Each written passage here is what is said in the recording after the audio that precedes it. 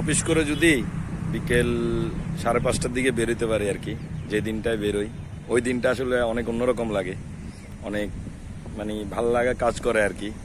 কারণ সকালবেলা চাকরি নামক যে যুদ্ধে যাই আমরা সবাই, কিন্তু টাইম শেষ হইলে সেই অ্যাকুরেট টাইমটাতে কিন্তু আমরা সবাই আসলে শেষ করতে পারি না বা বেরোইতে পারি না। তো সারাদিনের যে পরিশ্রম বিকেলবেলার এই সময়টা যখন শেষ অফিস টাইম, তখন আসলে কাজের প্রতি আর মন বসে না, যেটা হচ্ছে উপলব্ধি আর কি। কিন্তু করতে হয় পরিবারের জন্য, নিজের জন্য, সমাজের জন্য, হ্যাঁ টিকে থাকার জন্য করতে হয় আর কি। তো মাঝে মাঝে তাও চেষ্টা করি অন টাইম কাজ শেষ করে বলে বেরোয় যাই। বেরোয় গেলে এই ধরনের একটা মনোমুগ্ধকর পরিবেশে দাঁড়িয়ে থাকার মতো কিছুটা সুযোগ পাই, যেহেতু এখন গরমকাল এবং দিনটা অনেক বড়, 7টা বাজলে সন্ধ্যা হয়। তো একটু আধা ঘন্টা 40 মিনিট 50 মিনিট একটা সময় পাই আলোর, এরপরে আর আলো পাই না। যেমন আমার সামনে এখন সূর্যটা ডুবতেছে, একটা গোলাপি আভা ধরে আছে সূর্যটার ভিতরে, পিঙ্ক কালারের। হ্যাঁ, তারপরে আপনার সামনে গ্রাম্য একটা পরিবেশের ভিতরে দাঁড়িয়ে আছে, যদিও আমার একটু পিছনেই শহরের যত ধরনের জ্যামজট সব কিছুই, কিন্তু এই পাশটা একদমই নিরিবিলি, একদমই খোলামেলা। যেহেতু আমার মোবাইলটা অনেক দামি, সেহেতু ভিডিওতে আসলে খুব ভালোভাবে তো আসবে না, তবে দেখেন পরিবেশটা অন্যরকম একটা। এই পাশে সূর্যটা নামতেছে, এখন ক্যামেরায় দেখা যাবে না, সূর্যটা মেঘের নিচেই চলে গেছে একদম। সামনে সমুদ্র, পুরো চারিদিকে গাছপালা, একদম গ্রাম্য পরিবেশের মতো। আর এখানে কিছু গরু দেখা যাচ্ছে। গ্রামে যে চরগুলো থাকে অনেকটা চরের মতো, অন্যরকম একটা পরিবেশ। কিছুটা সময় যদি সারাদিন চাকরির পরে এই জায়গাগুলোতে এসে একটু বসতে পারি, সেই ক্ষেত্রে দেখা যায় যে মনটা একটু উৎফুল্ল হয়, পরের দিনের যুদ্ধে আসার জন্য একটু এনার্জি পাওয়া যায় আর কি, ভালোভাবে মোটামুটি।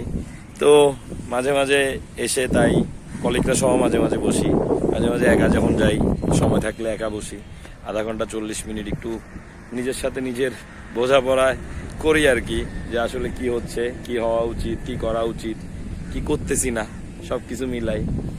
তো ভাবলাম জায়গাটা আপনাদেরকে দেখাই।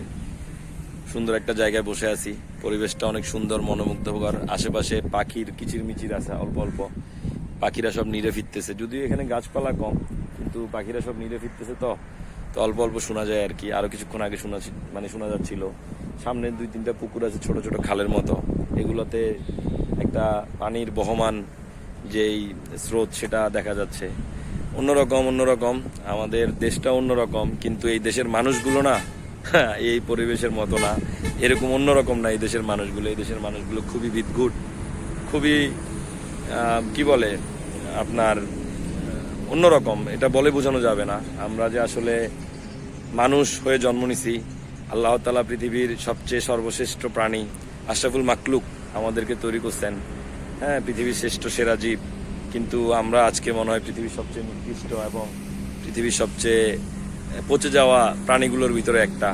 পৃথিবীর অন্য সকল প্রাণীর ভিতরেও এত আপনার হিংস্রতা, এত বিভৎসতা, এত নোংরামি এগুলো নাই, কিন্তু আজকে মানুষের ভিতরেই সব ধরনের আপনার খারাপের সাথে জড়িত হওয়ার যে প্রবণতা, সেটাই বিদ্যমান আছে মানুষের সাথে।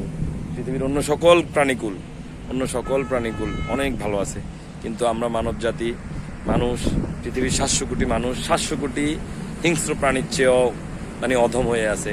জম্বি বলে না, জম্বি। পৃথিবীর প্রত্যেকটা মানুষ আজকে জম্বি হয়ে গেছে। এক একজন যাকেই দেখবেন আপনি অন্যরকম একটা কি বলে ভয় লাগা হোক বা কি বলে আপনার আশেপাশে তো দেখতেছেন কি অবস্থা, পুরো পৃথিবীর অবস্থা। এত পরিমাণ হিংস্রতা, এত পরিমাণ রক্তের প্রতি পিপাস আমাদের, যে রক্তের উপরে রক্ত শুকাইলে তার উপরে রক্ত দিয়েই সবকিছু লিখতে হবে। রক্ত ছাড়া কিছুই হবে না। কে কেন কিভাবে মরল, কেন মরল, কি কারণে মরছে সে জানে না। আবার কে কেন মারছে তাকে, কি কারণে মারছে তাকে, সে কি দোষ করছে সে জানে না। আমরা একটা মানুষের জীবন দেওয়ার মতো আমাদের অধিকার নাই, একটা আমাদের সেই কি বলে সুযোগ নাই আমাদেরকে একটা মানুষের জীবন আমরা দান করতে পারি। কিন্তু আমরা মানুষের জীবনকে নেওয়ার জন্য নিজেদেরকে যে বাহাদুরি দেখাচ্ছি, যেই আল্লাহ তাআলা যিনি আমাদেরকে সৃষ্টি করেন তার সাথে এক প্রকার তুলনার দিকে চলে যাচ্ছি। আমি ভাবি যে মৃত্যু আমি মনে হয় গড, যে আমি যাকে তাকে মেরে ফেলতে পারবো। এভাবে করে পৃথিবীর বুকে যেই মানে পশুর মতো আপনার হত্যাযজ্ঞগুলো হচ্ছে, এগুলো আসলে কোনোভাবেই কাম্য না। এত সুন্দর একটা পৃথিবী, আমরা মানুষ অল্প কিছুদিনের জন্য আসি। যদি দিনের দিকে হিসাব করেন, আমরা যদি গড় আয়ু 60 বছর ধরি, সেক্ষেত্রে আমরা মাত্র 15,000 দিন বাঁচি। হ্যাঁ, মানে ক্যান ইউ ইমাজিন, মাত্র 15,000 দিন, ঘন্টা মিনিটে যদি হিসাব করেন, মানে অনেক বেশি না কিন্তু। হ্যাঁ, মানুষ চলার পথে অনেক ভুল ত্রুটি করে, কিন্তু একটা মাত্রা আছে সবকিছুর, একটা লিমিট আছে সবকিছুর। যে লিমিটটা আমরা কেউ কখনো ক্রস করতে চাই না। আমরা চেষ্টা করব যেন ওই লিমিটটার ভিতরে থাকি, কিন্তু না, এই পৃথিবীর মানুষ সকল লিমিটকে ছাড়াই গেছে, সব কিছুকে ছাড়াই গেছে। ওরা মানে সামনে আর কোনো কিছু দেখতেছে না, যা পাচ্ছে পায়ের তলে পিষে যাচ্ছে, নিজেদেরকে সর্বা মনে করতেছে। পৃথিবীর প্রত্যেকটা তাবৎ দেশ, মানে আর যদিও এই বর্ডার, এই দেশের প্রথা আমার মানে মাথার উপর দিয়ে যায়। আল্লাহ তাআলা এই পৃথিবীটাকে সৃষ্টি করছেন যখন, তখন কোনো বর্ডার ছিল না, তখন কোনো তার কাটার বেড়া ছিল না, তখন কোনো এয়ারপোর্ট ছিল না, তখন কোনো পাসপোর্ট লাগতো না। তখন মানুষের ভিতরে, মানুষ এক জায়গা থেকে এক জায়গায় যেতে পারতো, শিফট হইতে পারতো, ওই জায়গার কালচারের সাথে ওখানে বড় হইতে পারতো। যখন যার থেকে ভালো লাগতো যেই দেশ, সেই দেশে সে বড় হইতে পারতো। তার কাছে অপরচুনিটি ছিল পুরো পৃথিবীতে ঘোরার মতো। কিন্তু সময়ের সাথে সাথে ক্ষমতার লোভ, ক্ষমতার দম্ভতা আমাদেরকে এই আজকের দিনে নিয়ে আসছে, যেখান থেকে আমি আমার ঘর থেকে বেরোতে হইলেও আমার জীবনের মানে মায়া ছেড়ে দিয়ে বেরোতে হয়। একটা ছেলে বা একটা মেয়ে প্রতিদিন সকালে যখন ঘর থেকে বেরোয়, সে জানে না সে রাতে ফিরবে কিনা করে। তো আসলে অনেক ডিপ ডিপ কথাবার্তা এগুলো, আসলে অন্যরকম অনুভূতি মানুষের। মানে মানুষ, আমরা একটা মানুষকে জীবন বাঁচাতে পারতেছি না, একটা মানুষের জীবন দিতে পারবো না, কিন্তু আমরা মানুষের জীবন নিয়ে যাচ্ছি। তো আল্লাহ তাআলা পরিকল্পনাকারী, উনি কি পরিকল্পনা করে রাখছেন উনিই জানেন আমাদের জন্য। আমরা যতটুকু পারি নিজেকে সহনশীল রেখে এই পৃথিবী ছেড়ে চলে যাব, যতদিন পারি নিজেকে যতটুকু সম্ভব। যদিও আমি নিজেও খুব একটা মানে, যেহেতু আমি ইসলাম ধর্ম বিলং করি, মুসলমান, কিন্তু যেই লেভেলের প্র্যাকটিস, যেই লেভেলের আপনার আল্লাহ তাআলার সান্নিধ্য পাওয়ার জন্য যেইভাবে চলার প্রয়োজন, আমি নিজেও হয়তো বা চলি না, কিন্তু চেষ্টা করি যতটুকু সম্ভব নিজের মাথাকে যতটুকু কাজে লাগানো যায়, ওইটাকে চিন্তা করে বিবেকবোধ জাগ্রত রেখে যতটুকু সম্ভব আমি আমার পাশের, আমাকে, নিজেকে, পরিবারকে কন্ট্রোল করার, নিজেকে বুঝানোর যতটুকু সম্ভব লিমিটে রাখা যায়।